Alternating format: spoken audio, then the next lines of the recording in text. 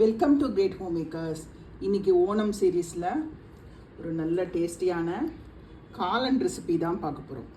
ஒரு அடிகனமான கடாயில் கட் பண்ணி வச்ச சேனக்கிழங்கு, அதோட வாழைக்காய், மஞ்சப்பொடி ஒரு அரை டீஸ்பூன், ரெட் சில்லி பவுடர் ஒரு அரை டீஸ்பூன், பெப்பர் பவுடர் ஒரு 1/4 டீஸ்பூன், உப்பு ஒரு அரை டீஸ்பூன், உப்பு, ஒரு டம்ளர் தண்ணி விட்டு ஒரு மூடி போட்டு வேகிற அளவுக்கு இதை குக் பண்ணிக்கலாம். காய் வேகிறதுக்குள்ளே நம்ம தேங்காய் அரைச்சிக்கலாம். ஒரு அரை மூடி தேங்காய், பச்சை மிளகாய் ஒரு 3, ஜீரகம் ஒரு அரை டீஸ்பூன், தண்ணி விட்டு இதை நைஸ் பேஸ்ட்டாக அரைச்சிக்கலாம். காய் நல்லா வெந்தாச்சு. இப்போ நம்ம அரைச்சி வச்ச தேங்காய் விழுதை ஆட் பண்ணிக்கலாம்.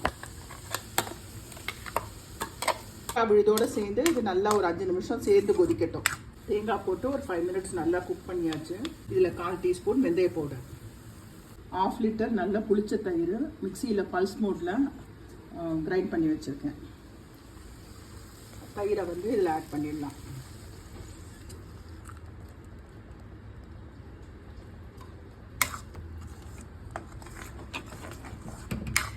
எல்லாம் சேர்ந்து நல்லா கொதிக்கட்டும். தயிர் விட்டு நல்லா கொதிச்சாச்சு. இதை நான் ஆஃப் பண்ணிடுறேன். இதுக்கு ஒரு தாளிப்பு கொடுத்துடலாம். 1 டேபிள் ஸ்பூன் தேங்காய் எண்ணெயில் கடுகு ஒரு அரை டீஸ்பூன், ரெட் சில்லி 2 கட் பண்ணி போடுறேன், கருவேப்பிலை,